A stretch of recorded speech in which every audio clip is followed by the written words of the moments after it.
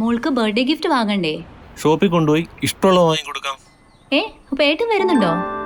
Gift card വരും. അതെ, ഓരോ ചിട്ടിയിലും ഒരാൾക്ക് 5000 രൂപയുടെ ഗിഫ്റ്റ് കാർഡ് സമ്മാനം. മെഗാ സമ്മാനമാണെങ്കിലോ പുതുപുത്തൻ ബെൻസ് കാർ. രണ്ടാം സമ്മാനം ഇന്നോവ ക്രിസ്റ്റ, അതും 17. ഇത്തവണ സമ്മാനങ്ങളുടെ നക്ഷത്ര തിളക്കവുമായി KSFE ഗാലക്സി ചിട്ടികൾ. കാലം നിനക്ക് എന്താണ് കരുതി വെച്ചിരിക്കുന്നത് എന്ന് ഇപ്പോഴും നിനക്ക് മനസ്സിലായിട്ടില്ല. തറവാട് വീടിന് നാശം വരുത്തുവാൻ വന്നിരിക്കുന്ന ഒരു ഭ്രാന്തനാണ് നീ.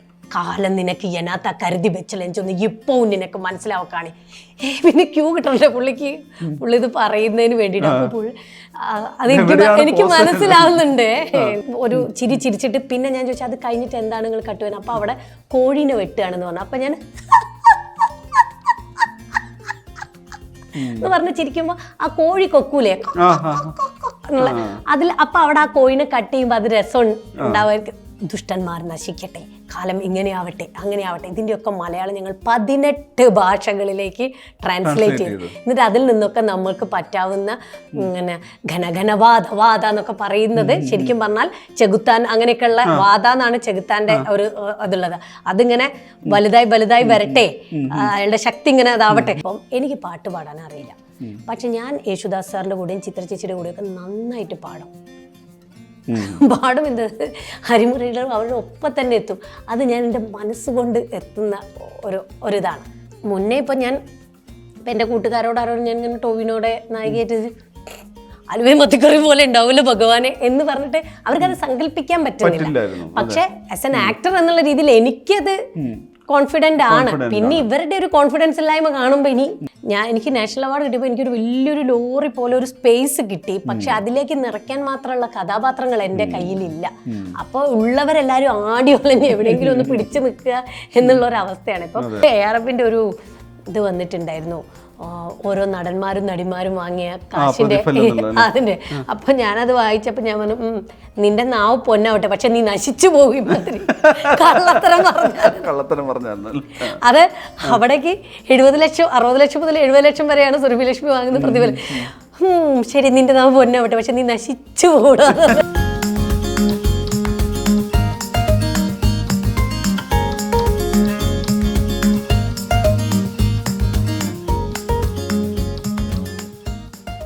ഈ ARMന്റെ കാര്യം പറയുകയാണെങ്കിൽ ARMൽ ഈ പറഞ്ഞ ടൊവിക്കൊപ്പം തന്നെയുള്ളൊരു ട്രാൻസാക്ഷൻ ഉണ്ടല്ലോ, ഈ ഏജ് അതിൽ ഒരു പടി കൂടി കടന്ന് ഈ വലിയ പ്രായഭേദത്തിലൂടെ പോകുന്നുണ്ടല്ലോ. ശരിക്ക് നമുക്കറിയാം തിയേറ്ററിന്റെ ആനുകൂല്യമുണ്ട്. നേരത്തെ ഇപ്പം കുമാരിയിലല്ലേ അങ്ങനെ ഒരു ക്യാരക്ടർ ചെയ്തിട്ടുണ്ട്. അതേപോലെയല്ല ഞാൻ ഈ പറയുന്ന പ്രായാധിക്യമുള്ള കഥാപാത്രം ചെയ്തിട്ടുണ്ട്. എന്നാൽ പോലും അതിനു വേണ്ടി എടുക്കുന്ന ശരിക്കുള്ള ഒരു തയ്യാറെടുപ്പ് എന്താ? ഇപ്പം സുരഭിയുടെ ഒരു റിയൽ ഏജുമായിട്ട് എത്രയോ ദൂരം അപ്പുറത്തുള്ള ക്യാരക്ടറാണല്ലോ വരുന്നത്. നമുക്കെപ്പോഴും എനിക്ക് തോന്നിയിട്ടുള്ളത്, ചിലപ്പോൾ എൻ്റെ ഒരു എക്സ്പീരിയൻസ് വെച്ച് എനിക്ക് തോന്നിയിട്ടുണ്ട്, നമുക്ക് നമ്മളുടെ ഒരു 10 വയസ്സ് അങ്ങോട്ടേക്ക് നമുക്ക് ചിന്തിക്കാൻ പറ്റും. ഇപ്പുറത്തേക്കുള്ളതൊക്കെ നമുക്ക് ചിന്തിക്കാൻ പറ്റും. പക്ഷെ നമ്മൾ ചിലപ്പോൾ ഫിസിക്കലി അങ്ങനെ ഏജ് എത്ര കുറച്ചാലും നമുക്കിപ്പോൾ 18കാരി ആവാനൊന്നും നമ്മൾ വിശ്വസിച്ചാൽ ചിലപ്പോൾ വിശ്വസിക്കുമായിരിക്കും. എന്നാൽ കൂടി അങ്ങോട്ടേക്കും ഇങ്ങോട്ടേക്കും പോകാൻ പറ്റും. അത് കഴിഞ്ഞിട്ട് ഒരു 65ലേക്കൊക്കെ പോകുന്ന സമയം അല്ലെങ്കിൽ 70ലേക്കൊക്കെ പോകുമ്പോൾ ഇത് നമ്മളുടെ ഒരു ചിന്തയിലൊക്കെ കുറച്ച് അപ്പുറത്താണ്. അപ്പം ആ സമയത്ത് എന്താണെന്ന് വെച്ചിട്ടുണ്ടെങ്കിൽ ഇപ്പം നിങ്ങൾ ഒരു ജീവിതങ്ങൾ എടുത്ത് നോക്കുന്ന സമയത്ത് പെട്ടെന്ന് ഇതുവരെയുള്ള കുറച്ച് കാര്യങ്ങൾ ആലോചിക്കുന്ന പറയുമ്പോൾ ഒരു 10 മെമ്മറിയെ നിങ്ങൾക്ക് വരുള്ളൂ. നിങ്ങൾ ഏറ്റവും പ്രിയപ്പെട്ട നിങ്ങളുടെ വൈഫ് രമ്യ, അവരെ കുറിച്ച് ആലോചിക്കുമ്പോൾ നിങ്ങൾക്ക് ഒരു 10 എണ്ണേ ഫസ്റ്റിൽ വരുള്ളൂ. പിന്നെ നമ്മൾ വേറെ പലതും കണക്ട് ചെയ്ത് പല സമയത്തായിട്ടായിരിക്കും ഈ ഓർമ്മകൾ വരിക. അപ്പം നമ്മൾ അതിൻ്റെ ആ ഇൻസിഡൻറ്റുകൾ ഓരോന്നും എഴുതി വെച്ച് എന്നുവെച്ചാൽ ഇതിങ്ങനെയായിരിക്കും, അതിനുശേഷം ഇങ്ങനെയൊക്കെ. ഇപ്പോൾ ഓരോ വർഷവും ഇങ്ങനെ കടന്ന് ഇവർ പോകുന്നു എന്ന് പറയുന്ന ഒരു സാധനത്തിൻ്റെ ഒരു പ്രിപ്പറേഷനാണ് എനിക്കുള്ളത്. അത് എഴുതി വെച്ചൊക്കെ തന്നെ നമ്മൾ പ്രിപ്പയർ ചെയ്യുന്ന ഒരു സംഭവമാണ്. ഇതിപ്പോ പുറത്തുള്ളവർക്ക് അത് മനസ്സിലാവും. അതാണ്. അപ്പം മാത്രമാണ് ഈ പറഞ്ഞതുപോലെ നമുക്ക് വിശ്വസിക്കാൻ പറ്റുള്ളൂ. നമുക്ക് വിശ്വസിച്ചാലേ വേറൊരാൾക്ക് വിശ്വസിക്കാൻ പറ്റും. പിന്നെ നമുക്ക് പരിമിതികളുണ്ട്. മേക്കപ്പ്, നമ്മുടെ സിനിമയിൽ ഈ മേക്കപ്പും കാര്യങ്ങളും ഒക്കെ ചെയ്താൽ നിൽക്കുന്ന സമയം അല്ലെങ്കിൽ അത് ഇതാക്കുക, അല്ലെങ്കിൽ അത്രയൊക്കെ നമുക്ക് സമയം തരും. ഇപ്പോൾ ഒരു മെയിൻ നടനപ്പോൾ എപ്പോഴും ഇങ്ങനെ നോക്കിക്കൊണ്ടേയിരിക്കും ഓരോ ചെറിയതൊക്കെ. മറ്റേത് അത് വേറെ രീതിയിൽ ഒരു ട്രാക്കിൽ പോകുന്ന ഒരു അമ്മൂമ്മയാണല്ലോ. ഇപ്പുറത്ത് വേറെ അജയനൊക്കെ വേറെ കഥകൾ അവിടെ ഉണ്ടല്ലോ. അപ്പൊ അവിടെ അത്രയ്ക്ക് നമുക്ക് ചെയ്യാൻ പറ്റുള്ളൂ. അപ്പം മനസ്സുകൊണ്ട് ഞാൻ വിശ്വസിക്കണ്ട. അല്ലെങ്കിൽ ഭയങ്കരമായിട്ട് എന്തായാലും അതിലൊരു ഡ്രാമ ഉണ്ടാവും. എന്നാൽ കൂടി അതിന് വലിയ ഡ്രാമയിലേക്ക് പോവാതിരിക്കാനുള്ള ഡ്രാമ, അങ്ങനെ ആ ഇതല്ല ഞാൻ പറഞ്ഞ ആ അർത്ഥത്തിലല്ല ഡ്രാമ എന്നുള്ളത് ഉദ്ദേശിച്ചത്.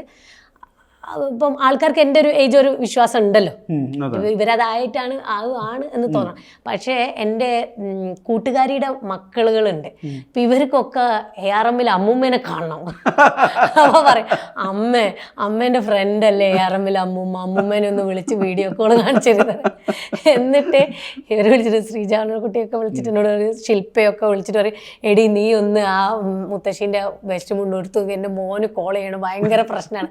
എന്നിട്ട് ഞാൻ എൻ്റെ മുത്തശ്ശീൻ്റെ മുണ്ടും ഇതുമൊക്കെ ഇട്ടിട്ട് കുറച്ച് പൗഡറൊക്കെ ഇവിടെ നിന്നിട്ട് പണ്ട് എന്നൊക്കെ പറഞ്ഞിട്ട് കഥ രാത്രി ഉറങ്ങാൻ കഥയൊക്കെ പറഞ്ഞു കൊടുക്കും. എന്നിട്ട് അങ്ങുവാൻ ഇപ്പം എനിക്ക് ആ പാട്ട് കേൾക്കാൻ വയ്യ. പാട്ട് കേൾക്കുമ്പോൾ എൻ്റെ മുതുകിലൊരു വളവൊക്കെ വരുന്നത്. ഞാനാണെങ്കിൽ സൂപ്പർ മാർക്കറ്റിൽ പോയാലും ഈ പാട്ട് അപ്പം എൻ്റെ മുതുക് വളയും. ഇപ്പം ഞങ്ങളത് കോമഡി ആക്കി, എൻ്റെ കൈക്കൊരു വളവൊക്കെ വരുന്നുണ്ടോ എന്നൊക്കെ ചോദിക്കും. അത് ആ ക്യാരക്ടർ ഇപ്പം ഞാൻ തമാശയിൽ നമ്മൾ പറഞ്ഞാലും ആ ഏജിലേക്ക് പോകാനുള്ള കൃത്യമായിട്ടുള്ള വഴികളിലൂടെ പോയിട്ടാണ് നമ്മൾ അത് വിശ്വസിക്കുന്നത്. അത് ഇപ്പൊ കുമാരിയിലെ കഥാപാത്രമായിക്കോട്ടെ, കുറച്ചുകൂടി വേറൊരു ടോണിലാണ്. നമ്മളിപ്പം ARM കുമാരി നോക്കുമ്പോഴെങ്കിൽ അത് അവിടെ സാമ്യത പറയാൻ പറ്റും. ഇല്ല കുമാരിയിൽ വരുന്ന സമയത്ത് ഇത് എന്നെ വിളിച്ചിട്ട് ഒരു 90 വയസ്സുള്ള ഒരു ഇത് ഒരു ആദിവാസി, ഞാൻ 90 വയസ്സ് നിങ്ങൾ എന്താണ് ഉദ്ദേശിക്കുന്നത്? 90 വയസ്സുള്ള ഒരാളെ നിങ്ങൾക്ക് പിടിച്ചാൽ പോരെ ഒരു 60 വയസ്സുള്ള ഒരാളെ വിളിച്ചിട്ട് നിങ്ങൾ 90 വയസ്സൊന്നും എനിക്ക് എന്തായാലും ചെയ്യാൻ പറ്റില്ല എന്നിട്ട് ഞാനത് ആദ്യം റിജക്റ്റ് ചെയ്ത് വേണ്ടെന്ന് പറഞ്ഞു. അപ്പം അവർ വയസ്സൊക്കെ മാറ്റി, വയസ്സിൻ്റെ ഒന്നും ഇതില്ലാണ്ട് നിർമ്മൽ സഹദേവ് അദ്ദേഹം വന്നിട്ട് എനിക്കൊരു സ്കെച്ചൊക്കെ കാണിച്ചു തന്ന് രൂപബോധമൊക്കെ കാണിച്ചു തന്ന്. ഇങ്ങനെ ഞാൻ പറഞ്ഞു, പ്രായം നിങ്ങൾ അധികം പറയരുത്, അതേത് പ്രായത്തിലേക്ക് എത്തും എന്നുള്ളത് നമുക്ക് നോക്കിയിട്ട് വർക്ക് ചെയ്യാം എന്നുള്ളത്. പിന്നെ എനിക്കിത് വായിക്കുവാണെന്നുണ്ടെങ്കിൽ ദേവന്മാരൊക്കെ സംസാരിക്കുന്നത് പോലെയാണ് ഇതിൻ്റെ ഭാഷ. കാലം നിനക്ക് എന്താണ് കരുതി വെച്ചിരിക്കുന്നത് എന്ന് ഇപ്പോഴും നിനക്ക് മനസ്സിലായിട്ടില്ല. തറവാട് വീടിന് നാശം വരുത്തുവാൻ വന്നിരിക്കുന്ന ഒരു ഭ്രാന്തനാണ് നീ. ചെകുത്താൻ വരും, നിന്റെ കുഞ്ഞിനെ രക്ഷിക്കും. അത് ഇല്ലിമല ചെകുത്താൻ കുമാരിക്ക് കൊടുത്ത വാക്കാണ്. ഞാനിങ്ങനെ ഇരിക്കും, എങ്ങനെയാണിത് എനിക്ക് പരിചയം വരണ്ടേ ഈ മുത്തമ്മ എന്നൊക്കെ പറഞ്ഞിട്ടുള്ള ഒരാളെ. അങ്ങനെ ഞാനിങ്ങനെ ബ്ലോക്കായിട്ട് ഇങ്ങനെ നിൽക്കുമ്പോൾ ഞാൻ വിനോദ് മാഷിന് പിന്നെ ജ്യോതിഷം കാലടിയിലെ അപ്പോൾ അവരെ വിളിച്ചു ചോദിച്ചപ്പോൾ എന്നോട് നിനക്ക് എന്താണ് ബ്ലോക്കായിട്ടെന്ന്. ഞാൻ പറഞ്ഞു, ഡയലോഗ് എനിക്കത് എങ്ങനെ പറയണമെന്ന് എങ്ങനെയാണ് എനിക്ക് അവരിലേക്ക് തീരെ എനിക്ക് അവരെ പരിചയപ്പെടാൻ പോലും പറ്റുന്നില്ല. മുത്തമ്മ എന്ന് പറയുന്ന ആളെ എനിക്ക് ഒരു തരത്തിലും പിടിയില്ല. അപ്പോൾ ഡയലോഗല്ല നിൻ്റെ പ്രശ്നം, വിട്ടോ അട്ടപ്പാടിയിലേക്കോ പിന്നെ വയനാട്ടിലേക്കോ എന്ന് പറഞ്ഞു. അങ്ങനെ ഞാൻ വയനാട്ടിൽ പോയിട്ട് കുറിച്യരുടെയും പണിയരുടെയും അവരുടെ 2 പേരുടെയും ഭാഷയിലേക്ക് ഈ ഡയലോഗ് മാറ്റി കഴിയുമ്പോൾ കുറച്ചൊക്കെ നമുക്ക് ബാംബു ബോയ്സ് അത് കറക്റ്റ് ആയിരുന്നു കേട്ടോ. അതാണ് അത് കോമഡിയിലായതുകൊണ്ടാണ് നമുക്ക് വങ്കിഞ്ചോ ബോങ്കിഞ്ചോ എന്നൊക്കെ പറയുമ്പോൾ ഒരു പരിഹാസ ഫീൽ വരുന്നത്. പക്ഷെ അത് കറക്റ്റാണ്. എന്നിട്ട് കുറച്ച് മലയാളം കൂടെ മിക്സ് ചെയ്തിട്ടുള്ള ഒരു സംഭവത്തിലാണ് ഞാനത് ഇത് വരുന്നത്. അപ്പോൾ ഷൈൻ അറിയില്ല ഞാനിതാണ് സംസാരിക്കുന്നത്. അന്ന് നമ്മൾ ഷൈനാണെങ്കിൽ ആ ക്യാരക്ടറായിട്ട് ഇങ്ങനെ നടക്കുകയാണ്. കുറെ കാലത്തേക്ക് ആ സിനിമ നടക്കുമ്പോൾ നല്ലതായിട്ട് ആ അങ്ങനെ നിൽക്കുക. അപ്പം അങ്ങനെ അപ്പം ഞാൻ റിഹേഴ്സലും ഒന്നും വേണ്ട പുള്ളിക്ക്. അപ്പോൾ അതെങ്ങനെ അപ്പോൾ ചില ആക്ടേഴ്സിന് അങ്ങനെ ഉണ്ട്. അപ്പോൾ ഫസ്റ്റ് ടേക്കിൽ വരുന്നതാണ് അവരുടെ ബെസ്റ്റ് ടേക്ക് എന്ന് വിശ്വസിക്കുന്നത്. ഞാൻ ആ വിശ്വാസത്തിലുള്ള ഒരാളല്ല. അപ്പോൾ അല്ല അത് ചിലർക്ക് നല്ല വർക്കാണ്. അത് ഓരോ ആൾക്കാരെ വെച്ചിട്ടാണ്. ഞാൻ അങ്ങനത്തെ ഒരു ആക്ടറല്ല. അപ്പോൾ അതുകൊണ്ട് അങ്ങനെ പുള്ളി ഇതിങ്ങനെ ചോദിച്ചപ്പോൾ പിന്നെ എന്നെ അങ്ങനെ പിടിച്ചു തേച്ചപ്പോൾ ഉള്ളപ്പോഴാണ് ഞാൻ കാലം നിനക്ക് എന്നാത്ത കരുതി വെച്ചല്ലോ എനിക്കൊന്ന് ഇപ്പോൾ നിനക്ക് മനസ്സിലാവക്കാണി. പിന്നെ ക്യൂ കിട്ടണല്ലോ പുള്ളി ഇത് പറയുന്നതിന് വേണ്ടിയിട്ട്. അപ്പോൾ അത് എനിക്ക് മനസ്സിലാവുന്നുണ്ട്. ബൂട് പുരയ്ക്ക് നാശം വരുത്തുക അപ്പോൾ എന്താ പിരാന്തരാഞ്ചിനി പുള്ളനെ കൊല്ലുക കൊടുത്ത് കാഞ്ചിരം കാട്ട മനുഷ്യന്മാരെ നീ രക്ഷിപ്പാൻ നോക്കണ്ട, ചൗത്ത വരുവേ പുള്ളയെ രക്ഷിപ്പേ ക്രോ എന്നുള്ള ഈ ക്രോ എന്നുള്ളത് ശരിക്കും പറഞ്ഞാൽ രമേശ് വർമ്മ സാറിന്റെ തിയേറ്ററിലുള്ള വോയിസ് എക്സസൈസിന്റെ ഒരു ഇതാണ്. അത് പല സ്ഥലങ്ങളിൽ നിർത്തിയിട്ടാണ് എവിടെ നമ്മളെ നാടകം കാണിക്കാൻ കൊണ്ടുപോകാണ് എവിടെയാണെങ്കിലും അവിടെ നിന്നിട്ട് ആ സ്പേസിൽ നിന്നിട്ട് ആ സ്പേസിനെ പലതരം സ്പേസുകളാക്കിയിട്ട് നമുക്ക് ഈ എക്സസൈസുകൾ ചെയ്യിപ്പിച്ചിട്ടുണ്ട്. അപ്പോൾ ഒരു സ്ഥലത്ത് ചെന്ന സമയത്ത് ഞങ്ങളോട് ഇങ്ങനെ കാട്ടിലാണ് നിങ്ങൾ ഭയങ്കര കൊടും കാട്, നിങ്ങളെല്ലാവരും പല ദിക്കിലാണ്, നിങ്ങൾക്ക് അങ്ങോട്ട് ഈ സാധനം വെച്ചിട്ട് നിങ്ങൾ കമ്മ്യൂണിക്കേറ്റ് ചെയ്യുന്നതിലാണ്. അപ്പോഴാണ് നിങ്ങൾ അപ്പോൾ അപ്പുറത്തുള്ള വേറെ രീതിയിൽ അപ്പോൾ അവിടുന്ന് കേൾക്കുമ്പോൾ അവിടുന്ന് ഇങ്ങോട്ട് വരുന്നത് വേറെ രീതിയിലായിരിക്കും. അതിന്റെ തൊട്ടടുത്ത ആൾ കൊടുക്കുന്ന സംഭവം വേറൊരു രീതിയിലായിരിക്കും. അതിന്റെ അടുത്തുള്ള ആളെങ്കിൽ പല പല പല sound പല variations സംഭവങ്ങളിലാണ് അത് ഇങ്ങനെ ചെയ്തത്. അപ്പം ഞാൻ ഈ ക്യാരക്ടറായിട്ട് നേരത്തെ പറഞ്ഞ ആ വേഷത്തിൻ്റെ ഒരു 4-5 മണിക്കൂർ ഈ സാധനം കേട്ട് ഇങ്ങനെ പോവാണ്. അപ്പം അതൊരു ആണാണോ പെണ്ണാണോ എന്നൊന്നും പറയാൻ പറ്റൂല. 12 വർഷങ്ങളായി ഞങ്ങൾ കാത്തിരിക്കുഞ്ചോ അവളെ പിന്നെ ചിരിക്കുന്നുണ്ട്, ഒരു ചിരിച്ചിട്ട് പിന്നെ ഞാൻ ചോദിച്ചാൽ അത് കഴിഞ്ഞിട്ട് എന്താണ് നിങ്ങൾ കട്ടുവാൻ? അപ്പം അവിടെ കോഴീനെ വെട്ടുകയാണെന്ന് പറഞ്ഞു. അപ്പം ഞാൻ എന്ന് പറഞ്ഞ് ചിരിക്കുമ്പോൾ ആ കോഴി കൊക്കൂലേ അതിൽ അപ്പം അവിടെ ആ കോഴിനെ കട്ട് ചെയ്യുമ്പോൾ അത് രസം ഉണ്ടാവുമായിരിക്കും. അത് പിന്നെ എഡിറ്റർക്ക് എഡിറ്റിംഗ് ടേബിളിൽ മാറ്റായിരിക്കും.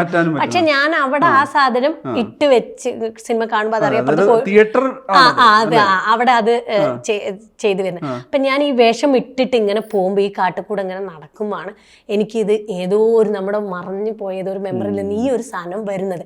അപ്പോൾ ആ കുമാരിയുടെ അടുത്ത് പറയുന്നുണ്ട്, ഈ കാട് കടന്തല ഒരു പുഴ കാണാ, പുഴേനക്കരെ കാത്തു നിൽക്കുക, ഞാനേ നിന്നെ ചവിട്ടാൻ അരുവിലേക്ക് കൊണ്ടുപോകുക എന്ന് പറഞ്ഞിട്ട് കിറോ എന്നുള്ള സാധനം ഇട്ടത് എന്ത് അതറിയാതെ അങ്ങ് ഇട്ടതാണ്.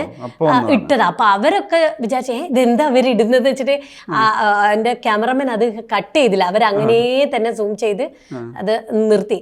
അപ്പം ഞാൻ വെച്ചിട്ടുണ്ടെങ്കിൽ എനിക്കും ചെകുത്താനും തമ്മിൽ കമ്മ്യൂണിക്കേറ്റ് ചെയ്യാനുള്ള ഒരു, അതായത് നമ്മുടെ ഫസ്റ്റ് ഇത് ഞാൻ അവളെ കണ്ടു, ഞാൻ അവൾക്ക് ഇത് സാധനം കൊടുത്തു എന്നുള്ള രീതിയിൽ എൻ്റെ ഉള്ളിൽ എന്തോ ഒരു സാധനം വന്നിട്ട് ഞാനത് ചെയ്തത്. അതൊന്നും ഇപ്പോൾ അങ്ങനെ പറഞ്ഞാൽ മനസ്സിലാവില്ല. ചിലർക്ക് പറയും ഭയങ്കര നമ്മൾ ഓവറാണ്, അങ്ങനെയൊക്കെ പലതരത്തിലുള്ള കമന്റ്സ്. ഭയങ്കര നമ്മളൊരു പ്രായമോ കാലമോ തിരിച്ചറിയാൻ പറ്റാത്ത ഇതിപ്പം തുടക്കത്തിൽ 90 എന്ന് പറഞ്ഞ് വയസ്സ് കുറച്ചെങ്കിലും അതിനൊക്കെ അപ്പുറത്തോ അതിന്റെ ഒരു 5 ഇരട്ടി പ്രായമുള്ള ഒരാളായിട്ടാണ് വന്നത്. അത് വരുമ്പോ എന്താ വെച്ചിട്ടുണ്ടെങ്കിൽ ഇവരൊരു സാധാരണ മൂപ്പനല്ലേ, ഇതൊരു മൂപ്പത്തിയാണെന്നും പറയാൻ വയ്യ, എന്തോ ഒരു രൂപമൊക്കെ അല്ലേ. അതിന്റെ മൂക്കൊക്കെ കുറച്ചും കൂടി നന്നായിട്ട് സഹായിച്ചിട്ടുണ്ട്, പുരികയില്ല അങ്ങനത്തെ ഒക്കെ ഒരു വേറൊരു ശബ്ദത്തിലും ഒക്കെ. പിന്നെ അതിലൊരു മന്ത്രം ചൊല്ലാനുണ്ടായിരുന്നു, ഭൂതിപത്രാകലേ കലകലവെന്ന്. അപ്പൊ അത് അവിടുന്ന് എന്തൊക്കെയോ ഞാൻ ചൊല്ലിയിട്ടുണ്ടായിരുന്നു. അതെനിക്ക് ഞാൻ വിചാരിച്ചു ഡബിൽ ഇതുവരെ എന്തായാലും കിട്ടുമല്ലോ, അപ്പൊ എഴുതിയെടുത്തതൊന്നുമല്ല. പക്ഷെ ഇവിടെ വന്നപ്പോൾ ഇതിങ്ങനെ കട്ട് ചെയ്ത് ഇവിടെ അവിടെ ഫൈറ്റ്, അതിനിടയിൽ എൻ്റെ മന്ത്രം എന്തൊക്കെ ആകുമ്പോൾ അത് കട്ടായിട്ട് എഡിറ്റിൽ എൻ്റെ ഭാഗത്ത് ശബ്ദമില്ല. അപ്പം ഞാൻ ഇത് എന്ത് മന്ത്രമില്ലല്ലോ. അപ്പം ഞാൻ അതെന്തെങ്കിലും സുരഭി എന്തെങ്കിലും മന്ത്രം ചൊല്ലും. ഞാൻ പറഞ്ഞു എനിക്കറിഞ്ഞൂടെ മന്ത്രം. ഞാൻ ഒരു മിനിറ്റ്, എനിക്കൊരു ദിവസം സമയം തരും, ഞാനൊന്ന് മന്ത്രവാദി ആയിക്കോട്ടെ. എന്നിട്ട് ഞാൻ പോയിട്ട് ഇപ്പം എൻ്റെ കൂടെ വന്നില്ലേ ചേച്ചിയുടെ മോൾ അഞ്ചന് ഞാൻ പറഞ്ഞു ദുഷ്ടന്മാർ നശിക്കട്ടെ, കാലം ഇങ്ങനെയാവട്ടെ അങ്ങനെയാവട്ടെ. ഇതിൻ്റെയൊക്കെ മലയാളം ഞങ്ങൾ 18 ഭാഷകളിലേക്ക് ട്രാൻസ്ലേറ്റ് ചെയ്തു. എന്നിട്ട് അതിൽ നിന്നൊക്കെ നമ്മൾക്ക് പറ്റാവുന്ന ഇങ്ങനെ ഘനഘനവാദ എന്നൊക്കെ പറയുന്നത് ശരിക്കും പറഞ്ഞാൽ ചെകുത്താൻ, അങ്ങനെയൊക്കെയുള്ള വാദ എന്നാണ് ചെകുത്താന്റെ ഒരു അതുള്ളത്. അതിങ്ങനെ വലുതായി വരട്ടെ, അയാളുടെ ശക്തി ഇങ്ങനെ അതാവട്ടെ, ഘനഘനവാദ എന്ന് പറഞ്ഞ് ആ വരുന്ന സമയത്ത് അതെന്തോ ഒരു ഇതിലേക്ക് ഒരു ഭാഷയിലേക്കുള്ളതിലേക്ക് അങ്ങനെ ഒരു മന്ത്രം ഒക്കെ അവിടെ ഉണ്ടാക്കി. അത് ഞാൻ എൻ്റെ ഇൻസ്റ്റയിലൊക്കെ ഇതിൽ ഇട്ടിട്ടുണ്ട്, മന്ത്രം ഉണ്ടാക്കുന്നതൊക്കെ. അങ്ങനെയാണ് ആ ക്യാരക്ടറൊക്കെ ഉണ്ടാക്കിയത്. അപ്പം ഇതിൽ ഒരു ആക്ടർ എന്നുള്ള നിലയ്ക്ക് നമുക്ക് പണിയെടുക്കാൻ കുറേ സ്ഥലങ്ങൾ കിട്ടി. അത് പണിയെടുക്കാൻ നിങ്ങൾ പണിയെടുത്തോളൂ എന്ന് പറയുന്ന ഒരു ഡയറക്ടർ കിട്ടി. ഒരു ഫ്രീഡം ഉണ്ട്. ചില സ്ഥലത്തെ നമുക്ക് ആ ഒരു ഫ്രീഡം സാധ്യമാവുള്ളൂ. അവിടെയാണ് നമ്മളുടെ ഏറ്റവും കൂടുതൽ പുറത്തുനിന്ന് അപ്രീഷിയേറ്റ് ചെയ്യപ്പെടുന്ന, അല്ലെങ്കിൽ ഇത് ഭയങ്കര യുണീക്കായി ചെയ്തല്ലോ, ഇവരെന്ത് രസമായി ചെയ്തു എന്നുള്ള അത്തരം പ്രശംസകൾ കൂടി വരുന്ന ക്യാരക്ടർ ഉണ്ടാവാനുള്ള സാധ്യത അല്ലേ. അതേപോലെ തന്നെയാണ് മാണിക്യം വരുമ്പോൾ അവർ വേറൊരു തരത്തിലുള്ള ഒരു സ്ത്രീയാണ്. അപ്പൊ അവര് ഇപ്പൊ മണിയനേക്കാളും മുകളിൽ നിൽക്കുന്ന, മണിയൻ എന്ന് പറയുന്ന ഒരു കള്ളൻ, മണി അടിച്ചിട്ട് പോയിട്ട് ഇങ്ങനെ തൊട്ടടുത്ത് നിങ്ങളെ പല്ലൊക്കെ മോഷ്ടിച്ച് കളയുന്ന അത്ര പ്രഗത്ഭനായിട്ടുള്ള ഒരു കള്ളൻ ഒരു സാധാരണ ഒരു പെണ്ണിനെ വിളിച്ചിട്ട് ഭാര്യയാക്കി കൊണ്ടുപോയി നിർത്തില്ല എന്നുള്ളതാണ് ഞാൻ അവിശ്വസനീയമായിട്ടുള്ളതാണ്. അപ്പോൾ അങ്ങനെയുള്ള ഒരാളാകുന്ന സമയത്ത് മണിയനേക്കാളും മുകളിൽ നിൽക്കുന്ന അയാൾക്ക് എപ്പോഴും ഇവൾക്ക് വേണ്ടി എന്തും ചെയ്യും. അതുകൊണ്ടാണല്ലോ നീ എന്തിനാ ഇനി ഇതുവരെ നാട്ടുകാരെ തെണ്ടികൾ ഇനി ഈ വിളക്ക് കാണണ്ട, ഇത് നിനക്കുള്ളതാണ്. അയാൾ ഫേക്ക് കൊണ്ട് കൊടുക്കാതെ അത്രയും റിസ്ക് എടുത്ത് പോയിട്ട് അയാൾ ഒരു ഒറിജിനൽ കൊണ്ടുവന്ന് കൊടുത്ത് ഇവക്ക് തന്നെ കൊടുത്ത് അത് അവിടെയാണെന്ന് ഇവർക്ക് അറിയാം എന്നുള്ളതാണ്. അവസാനം ആ മരിക്കുന്ന സമയത്ത് ഞാൻ കൊണ്ടുവച്ച് കഴിഞ്ഞു, ഓക്കെ നമ്മൾ ഇനി ഇപ്പൊ ഇങ്ങനെ ഫിസിക്കലി നമ്മൾ കാണില്ല, പക്ഷെ നമ്മൾ കാണും, ഞാൻ പോവാണ് എന്നുള്ള രീതിയിലാണ് ആ മലയില. അപ്പോഴും ടൊവി എൻ്റെ അടുത്തില്ല, ആ മുകളിലുള്ള ഏരിയൽ ഷോട്ടിൽ മാത്രമേ ഉള്ളൂ. പക്ഷെ ആ ക്യാരക്ടേഴ്സ് തമ്മിൽ മണിയനും മാണിക്യവും തമ്മിൽ അത്രയും കമ്മ്യൂണിക്കേറ്റ് ഉണ്ട്. പിന്നെ അതിലുള്ള പ്രണയങ്ങളാണെങ്കിലും ഒക്കെ തന്നെ അങ്ങനത്തെയാണ്. അപ്പം ഞാൻ ടൊവിനോയ്ക്കാണ് കളരിയൊക്കെ കാണിക്കാനുള്ളത്, പക്ഷെ ഞാൻ അതിന് വേണ്ടിയിട്ട് കളരി പഠിച്ചിട്ടുണ്ടായിരുന്നു. ഇപ്പം ഞാൻ ഇടയ്ക്ക് പോയിട്ട് പ്രാക്ടീസ് ഒക്കെ ചെയ്യാറുണ്ട്. അത് പഠിച്ചതെന്ന് വെച്ചിട്ടുണ്ടെങ്കിൽ എനിക്ക് വിശ്വസിക്കാൻ വേണ്ടിയിട്ടാണ്. ഞാൻ മാണിക്യമാണെന്ന് ഞാൻ ഏറ്റവും അധികം വിശ്വസിക്കണം എന്ന് ആഗ്രഹിക്കുന്ന, അല്ലെങ്കിൽ എനിക്ക് തലവേദന വരും ഇനി എന്ത് തന്നെ ഞാൻ മലമറിച്ച് പുറത്ത് എത്ര തന്നെ അഭിനയിച്ചാലും. ഇപ്പൊ ചില ആൾക്കാരൊക്കെ പറയണ്ട അതിൽ അവർ അഭിനയിച്ചതുപോലെ ഇതിലിങ്ങനെ അഭിനയിക്കുക, അതെങ്ങനെയെന്ന് എനിക്ക് ഇന്നേ വരെ മനസ്സിലായിട്ടില്ല. എനിക്ക് തലവേദനയാവും അങ്ങനത്തെ ഒക്കെ സാധനമൊക്കെ. നമുക്ക് വേറൊരു ഒരു മാതൃകയൊക്കെ വെച്ച് കഴിഞ്ഞ് അതിലെല്ലാം അവർ ഏകദേശമൊക്കെ സെയിം സിറ്റുവേഷൻ ആയിരിക്കും. ഒരു സെയിം സിറ്റുവേഷനിൽ തന്നെ ഒരേപോലുള്ള ആളുകളാണെങ്കിൽ കൂടി ഒരു പോലീസ് സ്റ്റേഷനിലെ പല പോലീസുകാരും ഒരു പോലീസാണ് ഒക്കെയാണ് അവർ പലരുടെയും മനസ്സിൽ പല ആളുകളാണ്. ആ പല ആളുകളുടെ മനസ്സിലെ ചിന്താഗതി വേറെയാണ്, അവർ വരുന്ന പശ്ചാത്തലം വേറെയാണ്, ഇതൊക്കെ വേറെയല്ലേ. അപ്പോൾ അതിൽ ആ പോലീസുകാരൻ ചെയ്ത പോലെ ഇതിൽ ചെയ്യൂ എന്ന് പറയുമ്പോൾ എങ്ങനെയാണ് പോസിബിൾ അല്ല. എനിക്കത് ഭയങ്കര ഒരു പ്രയാസമുള്ള ഒരു കാര്യമാണ്. അത് നമ്മൾ പഠിപ്പിച്ച സ്കൂൾ അങ്ങനെ ആയതുകൊണ്ടായിരിക്കും. ഈ ഒരു കാര്യം എടുത്തു വെക്കാനുള്ളത്, ഇപ്പം ഈ പറഞ്ഞ നമ്മുടെ കുമാരിയുടെ ആണെങ്കിലും മാണിക്യത്തിൻ്റെ ആണെങ്കിലും ഇപ്പം റൈഫിൾ ക്ലബിൻ്റെ ആണെങ്കിലും കുറേയൊക്കെ ലൈവ് സൗണ്ടിൻ്റെ സംഗതി സിനിമയിൽ ലൈവായി വന്നിട്ടുണ്ട്. എന്നാൽ പോലും കുറേയൊക്കെ ഡബ്ബിങ്ങിലാണല്ലോ ഈ പെർഫോമൻസ് എലവേറ്റ് ചെയ്യപ്പെടുന്നത്. തിയേറ്ററിൽ ഇതെല്ലാം ലൈവായി ആഫ്റ്റർ റിഹേഴ്സലിന് ലൈവായി ചെയ്യാണ്. അവിടെ ഇംപ്രവൈസ്ഡ് വേർഷൻസ് വരും. ഈ ഡബ് എന്ന് പറയുന്ന സംഗതി അത് ഏത് രീതിയിലാണ് ഗുണപ്പെടുത്താറുള്ളത് തിയേറ്ററിൽ? അത് ഏതെങ്കിലും തരത്തിൽ എക്സാമ്പിൾ ചെയ്ത് പറയാൻ പറ്റുമോ? മാക്സിമം അത് ആ ക്യാരക്ടർ മുഴുവൻ ആവാൻ വേണ്ടി അവിടെ തന്നെ ഇത് ചെയ്യാറുണ്ട്. അഭിനയിക്കുമ്പോൾ തന്നെ ഞാൻ അങ്ങനെ തന്നെയാണ് ചെയ്യാം. ആ അഭിനയിക്കുമ്പോൾ ചെയ്യുന്നത് എന്താണോ അതാണ് ഞാൻ സ്റ്റുഡിയോയിൽ ചെയ്യാറ്. ഇത് നമ്മൾക്ക് റീക്രിയേറ്റ് ചെയ്യേണ്ടി വരും എന്ന തീരുമാനം കൂടി നമുക്ക് അറിയായിരിക്കും. പിന്നെ തിയേറ്ററിന്റെ അകത്ത് നമ്മുടെ ഡബ്ബിംഗ് സ്റ്റുഡിയോന്റെ അകത്ത് ചെല്ലുമ്പോൾ നമ്മൾ ഒറ്റയ്ക്കാണ് ഈ ഒരു സ്ഥലത്ത് നിൽക്കുന്നത്. അപ്പൊ ആ സമയത്ത് നിൽക്കുമ്പോൾ നമ്മൾ നേരത്തെ പറഞ്ഞ ഈ ഓർമ്മയിൽ നമ്മുടെ ആ ഒരു സമയത്തുള്ള പല പല സാധനങ്ങൾ, അത് മണമായിരിക്കാം, പല കാര്യങ്ങളും നമ്മുടെ മനസ്സിലേക്ക് കൊണ്ടുവരേണ്ട ഒരിതുണ്ട്. അപ്പം നമ്മൾ എന്തൊക്കെ ചിന്തിച്ചു എന്നുള്ള ആ ചിന്തകൾക്കൊക്കെ വലിയ തോട്ട് വേറൊരു സംഭവമാണ്. അപ്പോൾ ഞാൻ അങ്ങനെ ഇപ്പോൾ ഇവിടെ നിന്ന് ആ കുമാരിൻ്റെ അത് എങ്ങനെയാണോ ചെയ്തത് അതേപോലെ ഞാൻ ഡബ്ബിംഗ് സ്റ്റുഡിയോയിൽ ചിലപ്പോൾ ഡബ്ബിങ്ങിൽ അത്രയും വേണ്ടി വരില്ല എന്നാണ് പലപ്പോഴും വരുന്നത്. ഇത്ര ശബ്ദം വേണ്ട, അല്ലെങ്കിൽ അപ്പം ഞാൻ നിങ്ങൾ മൈക്ക് കുറച്ച് അവർ അഡ്ജസ്റ്റ് ചെയ്യുക, അല്ലെങ്കിൽ ശബ്ദത്തിൽ ചെറിയ വേറെ എന്തെങ്കിലും വേരിയേഷൻസ് വരുത്തണം എന്നുണ്ടെങ്കിൽ അവിടെ ഇതെല്ലാം കഴിഞ്ഞതിന് ശേഷം ടെക്നീഷ്യന്മാർ ചെയ്യുന്ന, ഞാൻ അതിലൊന്നും എനിക്കൊരു അഭിനയം തന്നെ ഉള്ളൂ.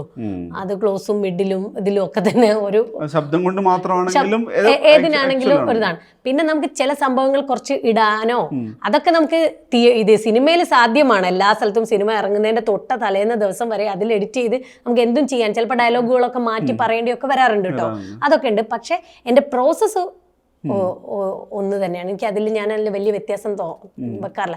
ഇവിടെ എത്ര അഭിനയിച്ച് തിയേറ്റർ ഇവിടെ ഇത് മതി, ബാക്കി ഡബ്ബിംഗ് സ്റ്റുഡിയോയിൽ ചെയ്തേക്കാം എന്ന് വിചാരിച്ച് ഞാൻ മാറ്റി വെക്കില്ല. അതാണ് ഞാൻ പറഞ്ഞത്, എനിക്ക് എൻ്റെ തലവേദന, എനിക്കൊരു സത്യത്തിൽ എനിക്ക് നഷ്ടപ്പെട്ടു പോകുന്നുള്ളത്. അപ്പോൾ അത് ഞാൻ ഡബ്ബിങ്ങിൻ്റെ ചില സംഭവങ്ങളൊക്കെ എൻ്റെ ARMൻ്റെ ആണെങ്കിലും കുമാരിയുടെ ഒക്കെ ഞാൻ ഇൻസ്റ്റയിൽ ഇടുമ്പോൾ അത് അങ്ങനെയാണ്. അപ്പോൾ അതിൽ കുമാരീൻ്റെ ഇത് ചെയ്ത സമയത്ത് ഈ കുറേ സാധനങ്ങൾ ഒച്ചകളും ഇതൊക്കെ ഉണ്ടാക്കണം. അപ്പം അത് ജൂനിയർ ആർട്ടിസ്റ്റുകളെ വെച്ച് ഞാൻ പറഞ്ഞാൽ അവർക്ക് അത് സെറ്റ് ആവില്ല. ഞാൻ എൻ്റെ തിയേറ്ററിലുള്ള എൻ്റെ കുട്ടികളെ കൊണ്ടുവരാമെന്ന് പറഞ്ഞിട്ട് കാലടിയിലുള്ള ജൂനിയർ പിള്ളേരെ കൊണ്ട്, കാരണം അവർക്ക് അറിയായിരിക്കുമല്ലോ. എന്നിട്ട് ഞാൻ അവരെ കൊണ്ടാണ് അവിടെയുള്ള കുറേ അവരുടെ ശബ്ദങ്ങളും മന്ത്രങ്ങളും സാധനങ്ങളും ഒക്കെ ചെയ്യിച്ചെടുത്തത്. പിന്നെ ഇരുന്നാണ് ചെയ്യുന്നതെങ്കിൽ ഞാൻ പലപ്പോഴും നിലത്തിരുന്നിട്ടുള്ള സാധനങ്ങൾ നിലത്തും ഇരുന്നിട്ട് അതേ പൊസിഷൻ എങ്കിലും അറ്റ്ലീസ്റ്റ് കീപ്പ് ചെയ്തിട്ടൊക്കെ ഡബ്ബിങ്ങില് അത് അങ്ങനെയൊക്കെ ചെയ്യാം. നമ്മൾ ഒറ്റയ്ക്കാണെങ്കിൽ കൂടി നമ്മൾ അന്തരീക്ഷം എങ്ങനെയെങ്കിലുമൊക്കെ നമ്മൾ എൻ്റെ മൈൻഡിലും എങ്ങനെ ആരെങ്കിലും ഇതൊക്കെ ഞാൻ ഉണ്ടാക്കിയിട്ടാണ് ചെയ്യല്. അത് എത്രത്തോളം ഇതാണെന്നൊന്നും എനിക്ക് അറിഞ്ഞൂടാ. ചിലപ്പോൾ കുറേ കഴിയുമ്പോൾ ചിലപ്പോൾ അതൊന്നും ആവശ്യമില്ലാത്തൊരു തരത്തിലേക്ക് നമ്മൾ ഭയങ്കര ഫ്ലെക്സിബിൾ ആയിട്ട് മാറും. ലാൽ സാറിനും മമ്മൂക്കയ്ക്കും അതിൻ്റെ ഒന്നും ഇവളെന്താ ഈ പറയുന്ന ഫീല് പോലും തോന്നുന്ന രീതിയിൽ അവരത്രയും വലിയ ആളുകളായി ആണല്ലോ. അപ്പൊ നമ്മൾ അത്ര എത്താത്തോണ്ട് എനിക്ക് അത്രയൊക്കെ വേണം. ഈ തിയേറ്റർ ഇപ്പം നൃത്തം പഠിച്ചു അതിൽ നിന്ന് മാറി അഭിനയത്തിലേക്ക് വരുമ്പോഴും ശരിക്കും നൃത്തം കൊണ്ടുണ്ടാക്കിയ അതിന്റെ അറിവ്, അതിന്റെ പല കാര്യങ്ങൾ ശരിക്കും അഭിനയത്തിൽ ഗുണപ്പെട്ടിട്ടുണ്ടാവും. തീർച്ചയായിട്ടും. അപ്പോൾ അത് ഇപ്പൊ നൃത്തമാണെങ്കിലും തിയേറ്റർ ആണെങ്കിലും ഒരു ക്യാരക്ടർ വരുമ്പോൾ പെർഫോമൻസ്, ഇപ്പൊ നമ്മൾ പറയുന്നത് വിഷ്വൽ കൊറിയോഗ്രഫിയാണ് ചെയ്യുന്നത്, അതിന്റെ ഒരു താളം എങ്ങനെ വരണം, എങ്ങനെ നടക്കണം, എല്ലാത്തിനും കൃത്യമായ ഒരു ക്രമീകരണം ആക്ടറുടെ ഉള്ളിൽ ഉണ്ടാവുന്നുണ്ട്. ഇതെങ്ങനെയാണ് ഈ ക്യാരക്ടറിലേക്ക് വരുമ്പോൾ അത് നൃത്തം പഠിക്കുന്നത് നമുക്ക് എപ്പോഴും അത് ഈ പറഞ്ഞ പോലെ നൃത്തം അത് ഒരു ആക്ടർക്ക് വേണ്ട ആ ഒരു ഇത് കിട്ടിയത് ശരിക്കും പറഞ്ഞാൽ ആ താളം കിട്ടിയത് ഡാൻസ് പഠിച്ചോണ്ട്. ഡാൻസ് പഠിക്കാത്ത ആളുകൾക്കും ആ റിതം ഉണ്ടാവും. ഇപ്പം എനിക്ക് പാട്ട് പാടാൻ അറിയില്ല, പക്ഷെ ഞാൻ യേശുദാസ് സാറിന്റെ കൂടെയും ചിത്ര ചേച്ചിയുടെ കൂടെയൊക്കെ നന്നായിട്ട് പാടും. എന്ത് ഹരിമുരളികൾ അവരുടെ ഒപ്പം തന്നെ എത്തും. അത് ഞാൻ എൻ്റെ മനസ്സുകൊണ്ട് എത്തുന്ന ഒരിതാണ്. നമ്മൾ അങ്ങനെ മധുമൊഴി രാധ എന്ന് പറഞ്ഞ് നമ്മൾ പാടൂലേ, രാധെ എത്തിക്കാൻ നമുക്ക് മൈൻഡ് കൊണ്ട് ഇങ്ങനെ നമ്മൾ ആ എത്തിക്കില്ല. അത് നമ്മളുടെ അകത്തുള്ള ഒരു പൂർണ്ണതയിൽ എത്തിക്കുന്ന ഒരു സാധനമാണ്. അതുകൊണ്ട് തന്നെ അതുപോലെ ഈ താളം ഇല്ലാത്ത ആൾക്കാർ അവരുടെ അകത്തുള്ള ഒരു താളമുണ്ട്. ആ താളം കൊണ്ട് അവരുടെ അഭിനയത്തിലും ഡയലോഗ് ഡെലിവറിയിലും ഒക്കെ ഉണ്ട്. അപ്പോൾ ശരീരത്തിന്റെ ഇങ്ങനെ ചലിപ്പിക്കുന്നതിലുള്ള താളത്തിൽ മാത്രമേ ചിലപ്പോൾ എന്തെങ്കിലും ഫ്ലെക്സിബിലിറ്റി കുറവ് ഉണ്ടാവാൻ സാധ്യതയുള്ളൂ. പക്ഷെ മനസ്സിന്റെ താളം മനസ്സുകൊണ്ട് നമ്മൾ ബാക്കിയുള്ള ഈ നൃത്തം ചെയ്യുന്നവനേക്കാൾ അടിപൊളി താളത്തിലായിരിക്കും എത്തുന്നത്. അങ്ങനെയും ഉണ്ട്. എന്നെ സംബന്ധിച്ചിടത്തോളം ഈ നൃത്തം പഠിച്ചത് നമുക്ക് ഈ പറഞ്ഞ പോലെ താളം, ആ ഒരു കൊറിയോഗ്രാഫി, ചില കഥാപാത്രങ്ങൾക്ക് ഉണ്ടാവുന്ന, പക്ഷെ അങ്ങനെയൊന്നും നമുക്ക് പരീക്ഷിക്കാൻ കിട്ടിയിട്ടില്ല. എന്നാൽ കൂടി ആ ഒരു സ്ഥാനത്തിലേക്കൊക്കെ എത്താൻ ഒക്കെ സാധിച്ചിട്ടുണ്ട്. പിന്നെ നൃത്തം എനിക്ക് തോന്നിയിട്ടുള്ളത് നമ്മൾ കുറച്ചും കൂടി ഒരു ഫ്രെയിം, നൃത്തത്തിനൊരു ഫ്രെയിം, എല്ലാ ക്ലാസിക്കൽ ആർട്ടിനും അതിൻ്റെ ഒരു ഫ്രെയിം ഉണ്ട്. കൂടിയാട്ടത്തിനാണെങ്കിലും ഇപ്പോൾ കൂടിയാട്ടം പഠിച്ചിട്ടുണ്ട്, അപ്പോൾ കൂടിയാട്ടത്തിനാണെന്നുണ്ടെങ്കിലും ഭരതനാട്യം എല്ലാത്തിനും അതിൻ്റെ ഫ്രെയിം ഉണ്ട്. അപ്പം നമ്മൾ ആ ഫ്രെയിമിലേക്ക് കയറി ആ ഫ്രെയിമിനെ എത്ര ഭംഗിയാക്കുന്നതിനനുസരിച്ചിട്ടാണ് നമ്മൾ ഭയങ്കര രസമുള്ളൊരു പെർഫോമറായിട്ട് ആ ഒരു ആർട്ടിൽ മാറുന്നത്. തിയേറ്ററിൽ എന്ന് പറയുമ്പോൾ ഈ ഫ്രെയിമുകളെ എത്രത്തോളം നമ്മൾ പൊളിച്ചെറിയുന്നു, ആ പൊളിച്ചെറിയലാണ് നമ്മളൊരു നല്ല നടനോ നടിയോ ആവുന്നത്. അപ്പൊ എനിക്ക് ആ പൊളിച്ചെറിയാനാണ് കുറച്ചും കൂടി, നമ്മൾ ഒന്നിൽ മാത്രം പിടിച്ചിടാണ്ട് നമ്മൾ മാറി വരുന്ന ഒരു ഇത്. ഇപ്പം MIT മൂസയിലെ പാത്തു എന്ന് പറയുന്ന ഒരാള് അതിൽ നിൽക്കുകയായിരുന്നു. അപ്പം മാണിക്യം എന്നുള്ളതിലേക്ക് മാറിയത് ഞാൻ ഒരു റൊമാൻസ് ഇപ്പോൾ ഉള്ള ഒരു ഹീറോനോട് ചെയ്ത് ആ ഒരു കണക്ഷൻ ഇതിലാണ്. അപ്പൊ അത് മുന്നേ ഇപ്പൊ എൻ്റെ കൂട്ടുകാരോടാരോട് ഞാൻ ഇങ്ങനെ ടോവിനോടെ നായികയായിട്ട് അലുവയും മത്തിക്കറി പോലെ ഉണ്ടാവില്ല ഭഗവാനെ എന്ന് പറഞ്ഞിട്ട് അവർക്കത് സങ്കല്പിക്കാൻ പറ്റുന്നില്ല. പക്ഷെ ആസ് എൻ ആക്ടർ എന്നുള്ള രീതിയിൽ എനിക്കത് കോൺഫിഡന്റ് ആണ്. പിന്നെ ഇവരുടെ ഒരു കോൺഫിഡൻസ് ഇല്ലായ്മ കാണുമ്പോ ഇനി അതും നമ്മളുടെ അവര് അതുവരെ കണ്ട സിനിമകളും ക്യാരക്ടേഴ്സ് ഉണ്ടാക്കിയ മുൻവിധി വെച്ചിട്ടാണ്. നേരത്തെ ആളുകൾക്ക് ചെയ്യാൻ അവസരം കിട്ടിയിട്ടുണ്ടായിരുന്നില്ല, സുരഭിക്കും അത്തരം റോൾ ഉണ്ടായിട്ടില്ല. ഇത് ആരോ ചെയ്ത് പരീക്ഷിച്ചാലല്ലേ വിജയിപ്പിക്കാൻ പറ്റുള്ളൂ. അപ്പൊ അത് ഇങ്ങനെ വന്ന സമയത്ത് അത് ഇതായി. അപ്പം പാത്തു എന്നുള്ള പേര് മാറി മാണിക്യം എന്നുള്ള രീതിയിലേക്ക് നമുക്ക് വേറൊരു സ്ഥാനത്തിലേക്ക് ഈ നേരത്തെ പറഞ്ഞ ഓർമ്മയിൽ വേറൊരാളെ പ്ലേസ് ചെയ്യാൻ പറ്റി എന്നുള്ളതാണ്. അപ്പൊ അതിൽ നിന്നൊന്നും ഒരു ലുക്ക് കൊണ്ട് ഒരു ഇതും വ്യത്യാസമില്ലാത്ത ഒരാളായിട്ടാണ് സൂസനെ എനിക്ക് തോന്നിയിട്ടുണ്ട്. അത് ഇവരെ ഒന്നും ആരെയും ഒരു കണക്ഷൻ കുമാരിക്ക് ഉണ്ടെന്ന് എനിക്ക് തോന്നുന്നില്ല. അപ്പൊ എനിക്ക് നാഷണൽ അവാർഡ് കിട്ടിയപ്പോൾ എനിക്കൊരു വലിയൊരു ലോറി പോലെ ഒരു സ്പേസ് കിട്ടി. പക്ഷെ അതിലേക്ക് നിറയ്ക്കാൻ മാത്രമുള്ള കഥാപാത്രങ്ങൾ എൻ്റെ കയ്യിലില്ല. അപ്പോൾ ഉള്ളവരെല്ലാരും ആടി ഒലഞ്ഞ് എവിടെയെങ്കിലും ഒന്ന് പിടിച്ചു നിൽക്കുക എന്നുള്ള ഒരു അവസ്ഥയാണ്. ഇപ്പം അതിലേക്ക് ഇനി കാലങ്ങൾ കഴിയും തോറും ഇതിടുമ്പോഴാണ് ജനങ്ങൾക്ക് ഈ പറഞ്ഞതുപോലെ എനിക്കൊരു നാഷണൽ അവാർഡ് തരാൻ തോന്നുന്ന തരത്തിലേക്ക് നമ്മളൊരു നടിയാവുക. അത് കഴിഞ്ഞും ചെയ്യണം നമ്മളൊരു ഫ്ലെക്സിബിൾ ആയിട്ടുള്ള ഒരു ആർട്ടിസ്റ്റ് എന്നുള്ള രീതിയിൽ എനിക്ക് വിശ്വസിച്ചെത്താൻ. അപ്പോൾ അതാണ് എപ്പോഴുമുള്ള എൻ്റെ ഒരു ആഗ്രഹം എന്ന് പറയുന്നത്. അങ്ങനെ എന്നെ ആർക്കും എന്നെ തടുക്കാൻ ഒരു ഫ്രെയിമിലേക്കും എന്നെ ഇടരുത് എന്നുള്ള ഇതിലല്ലാതെ നമുക്കത് ചെയ്യാൻ പറ്റുന്ന, പിന്നെ നമുക്കറിയാം നമ്മുടെ പരിമിതികളും സാധ്യതകളും ഒക്കെ നമുക്ക്, അപ്പൊ അതിനനുസരിച്ചുള്ള ചിലപ്പോൾ നമുക്ക് കയ്യിൽ നിൽക്കാത്ത സംഭവങ്ങൾ ഉണ്ടെങ്കിൽ നമ്മൾ പറഞ്ഞു. പിന്നെ അതിനു വേണ്ടി നമുക്കൊരു സമയം പ്രിപ്പയർ ചെയ്യാൻ സമയം തരികയാണെങ്കിൽ നമുക്കത് ചെയ്യാൻ പറ്റും. മലയാള സിനിമയിൽ പലപ്പോഴും അങ്ങനെയുള്ള ഒരു സമയമൊന്നും ഒരു ആക്ട്രസിനൊന്നും കൊടുക്കാൻ സമയം കിട്ടാറില്ല. അതെ, സിനിമയായാലും എല്ലാം നമ്മൾ ഈ ഷോ ബിസിനസ് പറയുമ്പോൾ എപ്പോഴും അവിടെ ഒരു ഹൈറാർക്കി സ്വഭാവത്തിലുള്ള ഒരു വലിപ്പച്ചെറുപ്പം ഉണ്ടല്ലോ എല്ലാ കാര്യത്തിലും. ഇപ്പം ഞാൻ പറഞ്ഞൊരു ചെറിയ റോളുകളിൽ നിന്ന് വലിയ റോളിലേക്ക് വരുന്നവരുണ്ട്. എല്ലാം ഇപ്പം ലീഡ് ആക്ടേഴ്സായി മാറിയ മെയിൽ ഫീമെയിൽ ആളുകളൊക്കെ പറയാറുണ്ട് അവർ ട്രാവൽ തുടങ്ങുന്ന ഘട്ടത്തിലുള്ള പരിചരണം അത് സിനിമയുടെ ഭാഗമാണ്. ഇതിനെ ശരിക്ക് പെർഫോമൻസ് എന്ന് പറയുന്ന സമയത്ത് നമ്മളുടെ അവിടുത്തെ അന്തരീക്ഷമോ അവിടെ ഉണ്ടാക്കുന്ന അനുഭവങ്ങളോ നമ്മളെ ബാധിക്കരുതല്ലോ.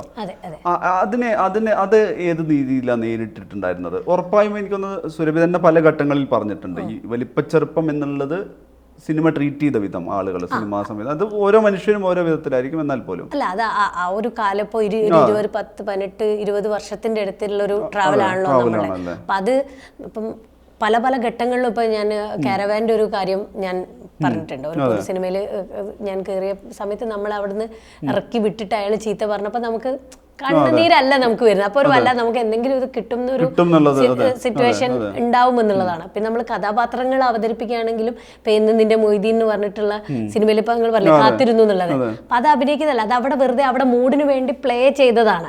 അപ്പൊ നമുക്ക് കൊതി കൊണ്ടാണ് നമ്മൾ പാർവതിയായിട്ട് അപ്പൊ അവിടെ അഭിനയിച്ചുകൊണ്ടിരുന്നത്. ഒരുപാട് പേര് ഇതുപോലെ ചെയ്യുന്നുണ്ട്. എല്ലാവരും ചെയ്യുന്നേ, എല്ലാവരുടെ അകത്തും ഈ സംഭവം ഉള്ള ആളുകളാണല്ലോ ഇത് കാണാൻ വേണ്ടി വരുന്നത്. അപ്പൊ നമുക്ക് കിട്ടുന്നത് ചെറിയ ചെറിയ സംഭവം. ഇപ്പോൾ തുടക്കകാലത്ത് ഇപ്പൊ മമ്മൂക്ക ആണെന്നുണ്ടെങ്കിലും എല്ലാവരും കുഞ്ഞു കുഞ്ഞു റോളിലല്ലേ, അപ്പൊ വലിയത് കിട്ടാനുള്ള ഒരു ആഗ്രഹം, അതായത് ഒരു നമ്മളുടെ ഒരു നടന്റെ ഒരു വിശപ്പാണല്ലോ മാറാണ്ടിരിക്കുന്നത്, ആ ഒരു ഇതില് ഉണ്ടാവും. അപ്പൊ ഇപ്പൊ പലപ്പോഴും നമ്മൾ അതൊക്കെ അങ്ങോട്ട് സഹിക്കും. നമുക്ക് ഇതാണല്ലോ നമ്മളുടെ ഒരു ആ ദൂരത്തേക്ക് നടക്കുമ്പോൾ ആ ഫസ്റ്റ് ചോദിച്ച പോലെ ഈ കല്ലും മുള്ളും ഇതൊക്കെ പിന്നീട് ഇങ്ങനെ എന്താ പറയാ പുഷ്പങ്ങളിലേക്ക് നമ്മളിങ്ങനെ എടുത്തു വെക്കുകയാണല്ലോ ചെയ്യുന്നത്. അപ്പൊ അത് എന്നെ പോലെ വരുന്ന ആളുകളെ സംബന്ധിച്ചിടത്തോളം അവരുടെ യാത്ര ഇപ്പോഴും ഇപ്പം തുടക്കത്തിലുള്ള പോലെ തന്നെ അന്ന് അതാണ്. ഇന്നത്തെ കാലത്ത് കിട്ടുന്ന ഏറ്റവും മോശം അനുഭവങ്ങളൊക്കെ ഇപ്പോഴും എല്ലാവരും അനുഭവിക്കുന്നുണ്ടാവും. അപ്പം അത് എല്ലാ സ്ഥലത്തും എല്ലാത്തിലും അതിൻ്റെ വ്യത്യാസങ്ങൾ ഉണ്ട്. അത് സിനിമയിൽ നമ്മളും അനുഭവിച്ചിട്ട് ഉണ്ട്. പിന്നെ നമ്മുടെ ഒരു ആഗ്രഹം ഇപ്പോൾ നാഷണൽ അവാർഡിനൊക്കെ ശേഷം അങ്ങനത്തെ കാര്യങ്ങളിലൊക്കെ നമുക്ക് കുറച്ചും കൂടിയും നല്ല തരത്തിലുള്ള മാറ്റങ്ങൾ ഒരു നടി എന്നുള്ള നിലയ്ക്ക് ഉണ്ടായിട്ടുണ്ട്. കാരണം അതങ്ങനെ വെറുതെ കിട്ടുന്ന ഒരു സംഭവമല്ല എന്നുള്ള ഒരു ഇതുകൊണ്ട്. അപ്പം അതുകൊണ്ട് നമ്മളെല്ലാം ആയി നല്ല കേട്ടോ, ഞാൻ ആ അർത്ഥത്തിലല്ല പറഞ്ഞത്. നമ്മളല്ലാതെ ഒരു 2 സീൻ അന്ന് അഭിനയിക്കാൻ വരുന്നതും നാഷണൽ അവാർഡ് കിട്ടി അതേപോലെ 2 സീൻ അഭിനയിക്കാൻ വരുമ്പോഴും എല്ലാത്തിലും ആ വ്യത്യാസമുണ്ട്. അത് പണത്തിന്റെ കാര്യത്തിലൊക്കെ ഉണ്ട്. പിന്നെ ARFന്റെ ഒരു ഇത് വന്നിട്ടുണ്ടായിരുന്നു, ഓരോ നടന്മാരും നടിമാരും വാങ്ങിയ കാശിന്റെ അതിന്റെ. അപ്പൊ ഞാനത് വായിച്ചപ്പോ ഞാൻ പറഞ്ഞു, നിന്റെ നാവ് പൊന്നാവട്ടെ, പക്ഷെ നീ നശിച്ചു പോകും കള്ളത്തരം പറഞ്ഞാൽ. അത് അവിടേക്ക് 70 ലക്ഷം 60 ലക്ഷം മുതൽ 70 ലക്ഷം വരെയാണ് സുരഭി ലക്ഷ്മി വാങ്ങുന്ന പ്രതിഫലം. ശരി, നിന്റെ നാം പൊന്നാവട്ടെ, പക്ഷെ നീ നശിച്ചു കൂടാതെ. അത് കഴിഞ്ഞപ്പോൾ എന്നോട് കുറെ പേര് വിളിച്ച് കടക്കെ ചോദിക്കുന്നത്, നീ ഇത്രയൊക്കെ വാങ്ങിയില്ലേടേ, നീ 1 ലക്ഷം ചേർക്കടേ. അങ്ങനെ പലരും പല ഇതൊക്കെ ഉണ്ടായിരുന്നു. അപ്പൊ അത്ര വലിയ വ്യത്യാസമൊന്നും വന്നിട്ടില്ലെങ്കിലും ചെറിയ ചെറിയ എല്ലാ തരത്തിലുള്ള ആനുകൂല്യങ്ങളും നമ്മൾ അനുഭവിക്കുന്നുണ്ട്. അത് പക്ഷേ ഒന്നോ രണ്ടോ ദിവസം കൊണ്ടല്ല. ചില ആൾക്കാർ ഉദ്ഘാടനത്തിന് വിളിക്കുമ്പോൾ ഒക്കെ ചെയ്യുമ്പോഴേ അപ്പം അവരെന്നോട് പറയും, നിങ്ങൾക്ക് ഒരു പണിയില്ല, ഒരു 5 മിനിറ്റ് ആ കത്രി എടുക്കുന്ന ഒരു നാടൻ മുറിക്കുന്നു, വേറെ ഒരു പരിപാടി. ഈ കത്രി എടുത്ത് നാടൻ മുറിക്കാൻ വേണ്ടിയിട്ട് 10-20 വർഷത്തെ നമ്മളുടെ ഉറക്കം ഇല്ലേ, നമ്മൾ എത്ര സമയം ഈ ഒരു വിളിയിലേക്ക് എത്താൻ വേണ്ടിയിട്ട് നമ്മൾ എടുക്കുന്ന ദൂരം, നമ്മൾ എന്തെല്ലാം നാടകവും അതും ഇതും ഒക്കെ കഴിഞ്ഞിട്ടല്ലേ നമ്മൾ ഇവിടെ എത്തുന്നത്. അപ്പൊ അതിനെ പലപ്പോഴും പല ആളുകളും ആ രീതിയിൽ ഇതാക്കും. എനിക്ക് ചിരി വരും. അല്ലാണ്ട് ഞാൻ ഇപ്പോൾ ഞാൻ പറഞ്ഞു, അല്ലാണ്ട് ഞാൻ നിങ്ങളെ ഉദ്ഘാടനത്തിൽ നിങ്ങൾക്ക് എന്താണ് കടയൊക്കെ ഉണ്ടാക്കി അതിൽ സാധനങ്ങളൊക്കെ നിറച്ച് പോരലൊന്നും അല്ല എൻ്റെ പണി എന്നിട്ട് ഞാൻ ആ തമാശയിൽ തന്നെയാണ് അവളോടൊക്കെ പറയില്ല, ആരോടും അങ്ങനെ ഇതായിട്ട് പറയില്ല. അങ്ങനെ വെറുപ്പിച്ചാൽ മാത്രമേ ഞാൻ എന്തെങ്കിലുമൊക്കെ അങ്ങനെ പറയുള്ളൂ, അയാള് അങ്ങനെ പറയുന്നില്ല. അപ്പൊ ആ ദൂരം നേരത്തെ പറഞ്ഞ പോലെ എല്ലാ ഗ്രാഫുകളും ഒരു ECG പോലെയാണ് പോയിട്ടുള്ളത്. ഇപ്പൊ എല്ലാവർക്കും ഒരു സിനിമയിൽ അഭിനയിക്കുമ്പോൾ എല്ലാവരും പറയില്ലേ, നമുക്ക് ഒരു ചാൻസ് കിട്ടിയാൽ ഞാൻ പൊളിക്കും. ഒരു ചാൻസ് കിട്ടി പൊളിച്ചിട്ട് ഒരു കാര്യവുമില്ല. അതിന് തുടർച്ച ആ നിലനിൽക്കും. ഒരുപാട് വെള്ളിയാഴ്ചകൾ ഇങ്ങനെ കടന്നു പോകണ്ടേ അവിടെ എത്തുന്ന സമയത്ത്. പിന്നെ ഇപ്പൊ സിനിമേന്റെ കുറച്ചു ഇതായിട്ടുള്ള ഒരു ട്രെൻഡ് എന്ന് പറഞ്ഞിട്ടുണ്ടെങ്കിൽ ഒരു സിനിമയിൽ ഒരു നടൻ പ്രധാനപ്പെട്ടതുണ്ടാവും, ബാക്കി എല്ലാവരും പുതിയ ആൾക്കാരായിരിക്കും. അടുത്ത സിനിമയിൽ അവരെ പിന്നെ കാണുന്നില്ല. പിന്നെ ഈ സംവിധായകൻ ഒരു 3 വർഷം കഴിഞ്ഞ് ഒരു സിനിമ ഉണ്ടാക്കിയെടുക്കുമ്പോഴാണ് അതിലെ കുറച്ച് ആൾക്കാർ വീണ്ടും റിപ്പീറ്റ് ചെയ്യപ്പെടുന്നത്. എന്നാൽ ഇവരൊക്കെ നടന്മാരായി പോവുകയും ചെയ്തു. എന്നാൽ നടന്മാരായിട്ട് നിൽക്കുന്ന ആൾക്കാർ ആർക്കും ഒരു അവസരവും ഇല്ല. അങ്ങനെയൊക്കെ യൂസ് ആൻഡ് ത്രോ ആക്ടേഴ്സ്. അവർക്ക് ഈ പറഞ്ഞ വേറൊരു ജോലി എന്നുള്ളത് തൊഴിലന്തരീക്ഷം മാറിയല്ല, അവർക്ക് വേറെ ജോലിക്ക് പോകാനും പറ്റൂല. അപ്പോൾ സിനിമയൊന്നും ഇല്ലേ, എനിക്ക് തന്നെ ഈ ചോദ്യം കേട്ടിട്ട് നമുക്ക് തന്നെ ബുദ്ധിമുട്ട് ചില സമയത്ത്. പിന്നെ ഇപ്പം നമ്മൾ അതിനോട് ഇതായിട്ട് നമുക്ക് ഇല്ല, എനിക്കിപ്പോൾ പണിയൊന്നുമില്ല, 1.5 വർഷമായിട്ട് ഒന്നുമില്ല, ഇനി ഞാൻ ഏതെങ്കിലും സിനിമയിൽ അഭിനയിക്കണം, ഏതെങ്കിലും വരട്ടെ എന്നൊക്കെ നമുക്ക് അത് ഇപ്പം നേരത്തെ പറഞ്ഞ പോലെ അത് അതങ്ങ് പറഞ്ഞാൽ പോരെ. അല്ല എനിക്ക് അവിടെ വേറൊരു പടമുണ്ട്, ഇവിടെ വേറൊന്ന് ആലോചിക്കുന്നുണ്ട്, 2 വരാനുണ്ട് എന്നൊക്കെ പറഞ്ഞ് വെറുതെ ബിൽഡപ്പ് ഇടണ്ടല്ലോ വെച്ചിട്ട് ശരിക്കും ആ ബിൽഡപ്പും ആ ഷോയൊക്കെ ചിലപ്പോൾ ചില സമയത്തൊക്കെ ആവശ്യമാണ്. എന്നാലും ഞാൻ പിന്നെ എന്തിനാണ് പിന്നെ പറയുമ്പോൾ തെറ്റിപ്പോവും, മറന്നു എന്നോട് അഭിനയിച്ചാൽ 2 ദിവസം കഴിഞ്ഞാൽ മറന്നു. അപ്പൊ പിന്നെ അതിൽ നല്ല സത്യം പറഞ്ഞേക്കാന്നുള്ള രീതിയിൽ ഞാനത് പറയും. മഹാരാജാസ് കോളേജിൽ പോകുമ്പോൾ അവിടെ കോളേജ് കുട്ടികൾ അവിടെ മാധ്യമം അതിന്റെ ഏതെങ്കിലും ഒരു ക്ലിപ്പ് എടുത്തിട്ട് പുറത്ത് വിടുന്നത് എന്താവും എന്ന് ആലോചിച്ച് എനിക്ക് ഇങ്ങനെയൊന്നും ഇരുന്ന് അവിടെ ഇരിക്കാൻ സാധിക്കില്ല മനീഷ്. ഞങ്ങളുടെ ഗ്രൂപ്പ് ഉണ്ട് റൈഫിൾ ക്ലബിന്റെ. അപ്പൊ ഞാൻ അതിലേക്ക് ഒരു മെസ്സേജ്, സഹൃദയകളെ റൈഫിൾ ക്ലബ് മെമ്പേഴ്സേ, നമ്മുടെ ഹനുമാൻ കൈൻഡിന്റെ മരണക്കിണറിൽ ഒരു കലാകാരൻ്റെ ദീനരോധനത്തെക്കുറിച്ചും അവൻ അനുഭവിക്കുന്ന യാതനകളെക്കുറിച്ചുമുള്ള ഒരു അതിഗംഭീരമായ പാട്ട് ഹനുമാൻ എഴുതി ചിട്ടപ്പെടുത്തി ആലപിച്ച് അതിൻ്റെ ഒരു റീൽ വന്നിരിക്കുന്നു. അർത്ഥം എനിക്കൊന്നും മനസ്സിലായിട്ടില്ല, വെയിറ്റ് എ മിനിറ്റ് എന്ന് പറഞ്ഞിട്ടുണ്ട്. അത് ബാക്കി ഒരു വർത്താനം എനിക്ക് കിട്ടിയിട്ടില്ല. നിങ്ങളെല്ലാവരും പോയി കാണൂ, ലൈക്ക് ചെയ്യൂ, ഷെയർ ചെയ്യൂ എന്ന് പറഞ്ഞിട്ടാണ് ഞാൻ ഈ പാട്ട് 2ാമത്തെ ദിവസം ഇത് എവിടെ പോയിന്ന് പോലും അറിയില്ല. അപ്പോൾ ഹനുമാൻ കൈൻഡ് പിന്നെ വേറെ ഇന്റർനാഷണൽ ആളാണ്.